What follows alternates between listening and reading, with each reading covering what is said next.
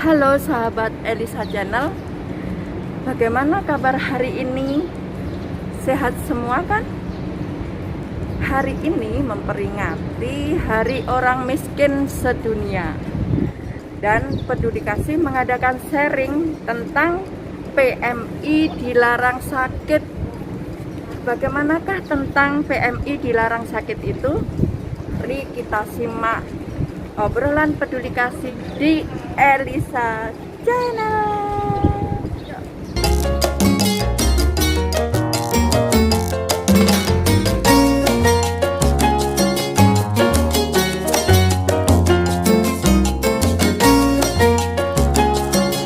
Akan memperingati orang miskin, bukan orang sakit ya. Tetapi menarik bahwa kalau kita bicara soal kemiskinan, teman-teman pekerja migran itu kan tidak langsung pada hidup dalam kemiskinan yang ekstrim gitu ya. Artinya dari sisi sandang, pangan, papan masih ada. Tapi kalau kita ngomong soal kemiskinan yang ekstrim itu mereka memang tidak hidup layak gitu ya. Apalagi kalau kita ngomong kesehatan, misalnya kalau kita lihat anak-anak mereka yang kurang gizi, itu kan indikatornya, lalu tubuh tidak normal, stunting namanya, tidak tumbuh. Nah, tetapi kita mau khusus hari ini kita ngomong soal tema khusus untuk teman pekerja migran sendiri. Dapat mulai dari Mbak Reta. Mbak Reta ini mengarang buku yang menarik tentang Kita Adalah Cerita. Ya, nah mungkin Mbak Reta langsung bisa cerita apa sih buku yang dikarang itu, isinya apa dan mengapa kok menulis buku itu. Oke, terima kasih Pak Dedi yang sudah memberikan waktu ya untuk saya bisa men-sharingkan sedikit apa yang sudah saya buat tentang buku ya. Sebenarnya buku itu bukan sesuatu yang luar biasa ya, sangat sederhana. Tujuan saya awalnya ya Pak Dedi, tujuan awal saya untuk menulis buku itu ingin menuliskan sesuatu supaya saya nggak lupa gitu loh. Sesuatu pengalaman yang bagus bagi saya. Kalau saya hanya men-sharingkan ya ke satu orang, ke Pak Dedi, ke Eli, ke siapa saja, itu hanya berapa waktu yang saya bisa gitu kan.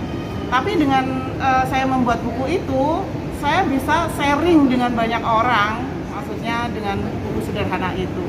Dan isi buku itu ada yang pengalaman sehari-hari saya ya, maksudnya di rumah atau dengan sekitar saya gitu. Dan ada pengalaman saat saya berada di rumah sakit, mendampingi mereka yang sedang sakit gitu. Terus sharing mereka, pertemuannya dengan saya itu sesuatu yang sangat indah bagi saya. Jadi saya ingin apa yang mereka sharingkan ke saya itu nggak hilang gitu. Jadinya saya berinisiatif menulis itu, terus menjadikannya sebuah buku. Dan yang pastinya kenapa saya bisa membuat buku padahal saya itu bukan siapa-siapa gitu. Yang pasti ada orang-orang yang mendampingi saya yang luar biasa sehingga jadi sebuah buku seperti itu. Terima kasih Pak Dedi. Terima kasih Mbak Reta. Saya akan ke Bu Eli. Bu Eli ini adalah ketua Paguyuban atau apa? Pokoknya kelompok PKYK dan sebagian besar adalah juga teman-teman pekerja migran. Kalau hari ini kita ngomong soal bagaimana teman-teman pekerja migran yang sakit, kadang-kadang rasanya kok kita teman-teman pekerja migran itu nggak boleh sakit, padahal kita juga manusia. Jadi Bu Eli bisa menceritakan pengalamannya atau apa sih yang harus dilakukan untuk menghadapi situasi semacam ini, Bu Eli. Silakan. Terima kasih untuk waktunya Pak Dedi dan Mbak Reta. Terima kasih untuk sharingnya tadi. Baik, selama yang saya rasakan, bahkan saya mengalami sendiri tentang PMI yang dilarang sakit, itu memang ada, betul-betul ada dan mengalami. Nah, waktu itu banyak orang di sekeliling saya itu mengetahui bahwa saya itu tidak bisa minum air dingin, es lah atau segala macam. Nah, kalau minum air dingin itu saya pasti sakit kepala. Jadi dari situ saya juga sebisa mungkin saya menjaga untuk nggak minum air es. Nah, ada lagi satu itu yang setiap kali saya kena angin, dalam arti itu dari luar yang keringetan terus masuk ke tempat yang ber AC, nah itu saya mudah sekali sakit kepala. Kalau sudah sakit kepala saya pasti muntah-muntah. Setelah muntah-muntah itu pasti nggak bisa kerja apa-apa. Nah, dari sini saya tuh sering kali itu kambuh lagi karena saya juga kerjanya itu kan keluar masuk ke tempat yang ber-AC. Kalau pas musim kemarau itu di luar itu panas sekali, artinya kita keringat dan pori-pori kita itu terbuka. Nah, dari situ mudah sekali saya sakit. Itu mempengaruhi dari rumah majikan saya, karena kalau sakit otomatis saya nggak bisa jemput anak, nggak bisa ngantar kemana yang harusnya tempat les itu. Dari situ majikan saya bilang, wah kalau kamu sakit seperti ini terus setiap kali begini itu jelas nggak bisa, gitu kan. Dari situ saya berpikir, oke, kalau memang mereka menuntut saya untuk selalu sehat, bagaimana saya harus bisa menjaga diri saya sendiri. Nah, ini saya olah diri saya sendiri. Oh ya, kalau saya keluar dalam keadaan musim kemarau panas, terus masuk ke ruang yang ber-AC ini, saya pasti sakit kepala. Apa yang harus saya lakukan? Dan di situ saya bawa handuk untuk menutupi kening saya, karena setiap kali sakit kepala itu awalnya pasti di kening. Nah, itu saya pelan-pelan mempelajari diri saya sendiri. Nah, dari situ akhirnya pelan-pelan saya melakukan itu, mengurangi untuk nggak sakit kepala itu. Nah, dengan berjalannya waktu itu saya merasa nggak cukup dengan hanya itu. Mulai saya minum air perasan jeruk nipis itu setiap pagi sebelum makan apapun. Awalnya tuh susah banget karena ya asem, ya nggak enak banget pokoknya. Itu tetapi saya berusaha. Dari situ saya berusaha untuk setiap hari minum satu jeruk nipis itu saya peras dulu pakai air hangat, itu setiap hari saya minum. Itu sampai kurang lebih dalam waktu 1 tahun. Dari situ akhirnya kekebalan tubuh saya itu kembali pulih. Nah, dengan seperti itu saya merasa, oh ini dalam waktu 1 tahun dengan kondisi musim dingin, musim panas, saya baik-baik saja. Nah, dari situ akhirnya saya terus menjaga itu sampai sekarang, tetap minum air hangat dan sebisa mungkin untuk menghindari makanan yang berbau gorengan, yang paling tidak banyak makan sayur dan banyak makan buah itu. Yang terutama jangan meninggalkan minum air hangat. Itu aja, itu yang menjadi resep saya untuk bisa menjaga kesehatan tubuh sampai saat ini. Ya puji Tuhan, saya dikasih kesehatan yang senantiasa baik oleh Tuhan, dan itu akhirnya majikan semakin terbuka begini, lu kamu kok sekarang nggak sering muntah-muntah, nggak sering sakit kepala. Saya bagi resep itu, saya minum ini, akhirnya mereka pun ikut di dalam kulkas nggak ada yang namanya air dingin. Jadi semuanya minum air biasa, kalau memang nggak bisa minum air hangat, dan yang lain ikut minum air hangat mulai pagi sampai itu efek yang saya dapat sampai hari ini. Jadi pesan saya bagi teman-teman yang mungkin sedang dalam mencari untuk bisa menjaga kebugaran tubuh, itu resepnya sebisa mungkin minum air hangat sebelum makan apapun, sebelum sarapan apapun, itu usahakan, karena dengan minum air hangat itu bisa mengurangi kuman-kuman yang ada di dalam tubuh kita. Itu Pak Dedi yang bisa saya sampaikan. Terima kasih, sharingnya menarik Bu Elia. Mungkin yang terakhir ini Bu Mbak Reta, tip apa mungkin bagi teman-teman kalau sakit di Hong Kong, dan pengalamannya seperti apa harus diperjuangkan teman-teman ini? Mbak Reta bisa cerita sedikit setelah nanti kita akhiri. Oke, sedikit ya.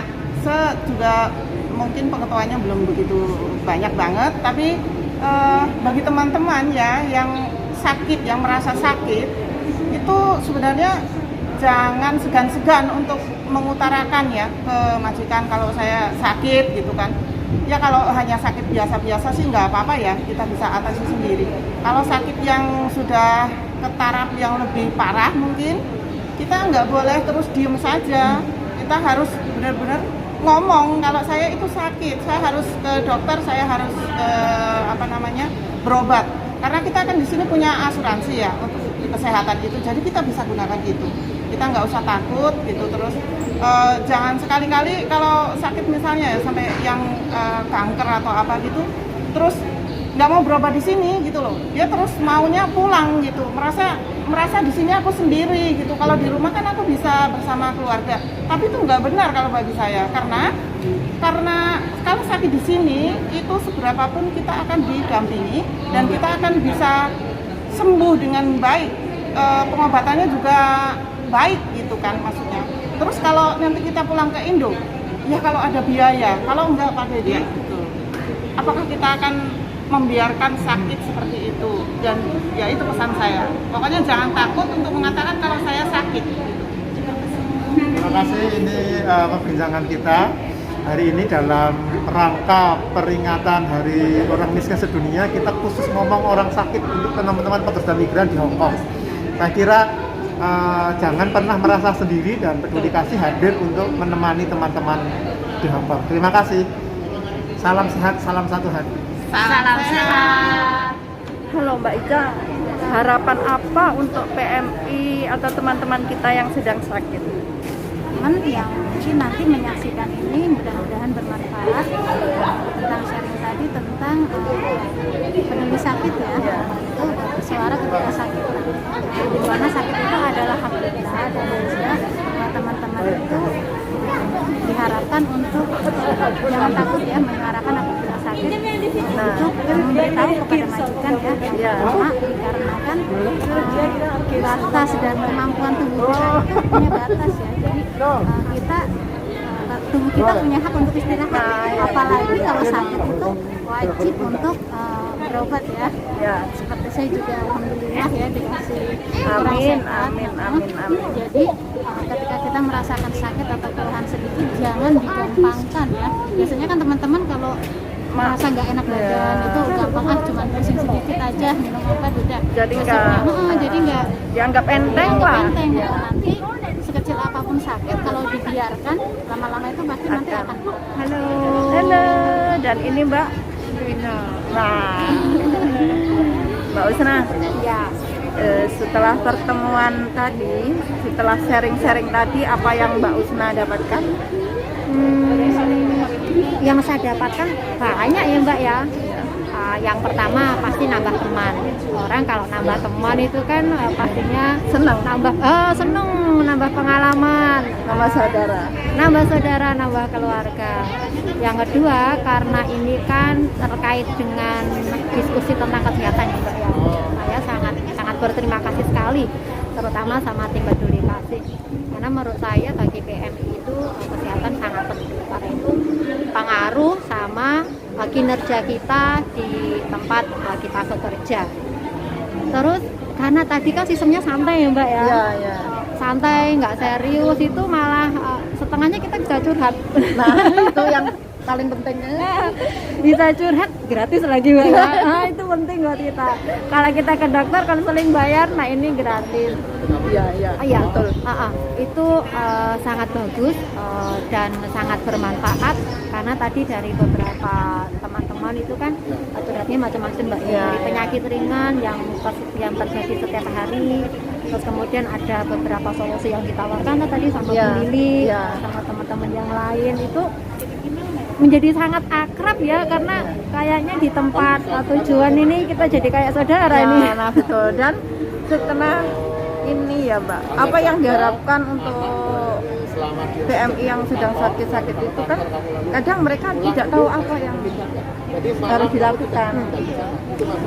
Harapan saya Mbak ya, ini ada satu wadah ya. Teman-teman kalau misalnya sakit terus kemudian dia tidak tahu kemana harus curhat, bisa datang ke sini yang pertama. Betul. Itu yang Bisa pertama. mencari Mbak Usna. Ada di sini tim Peduli Kasih, Mbak bukan Usna saya. yang cantik ini pasti akan Mengantar ke Peduli Kasih. Ya, betul. Akan saya bawa ke aula sini. Yang sana sini. Terus yang kedua kalau sakit kita harus ngomong, ya kan? Kalau kita menahan saja nggak ngomong, bagaimana kita dapat pengobatan? Nah, betul. Jadi kalau misalnya kita ngomong sama majikan atau sama bos atau keluarga di mana tempat kita bekerja kan nanti kita akan dapat solusinya. Kalau ada kesulitan halangan datang ke sini lagi. Nah betul, terima kasih Mbak Isma Ya, ya. saya berharap acaranya lanjut ya Mbak ya. Saya juga loh Mbak. Jangan sampai ini aja. Nah, biar teman-teman makin banyak yang tahu. Nah juga saya biar selalu ketemu Mbak Usman yang Iya, ramah sama-sama. ini, yang cantik ini. baru ketemu sekali ya gitu. Ya enggak lah, berulang kali cuma kan Iya, kita cuman karena diam-diam pakai makan. masker. Jadinya nggak apa lagi. Dan Mbak ini, terima kasih ya Mbak ya Sama-sama. atas pertemuan ini. Dan Semoga- obrolan hari ini. dan obrolan hari ini nantikan di sini. Teman-teman yang sakit jangan takut, Jangan datang ke takut. sini ya. Kita sharing, kita ada solusi untuk sehat bersama. Nah. Agar bisa senang bersama, semangat kerja. Semangat, salam sehat. Salam sehat.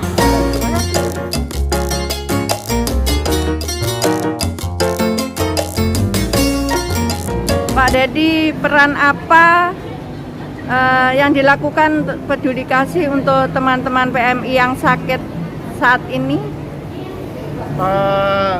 Terima kasih Mbak. Peduli kasih ini kan fokusnya ke memang kita ingin mengajak teman-teman pekerja migran mengenai sadar soal bahwa sakit itu perlu perhatian yang serius. Jadi peran pertama peduli kasih adalah memberi penyadaran, memberi pendampingan, memberi soal ya berbagai macam tip dan trik kalau kita harus sakit di negeri rantau itu. Termasuk di situ adalah hukumnya seperti apa, terus kalau memang harus sakit siapa yang harus menemani gitu.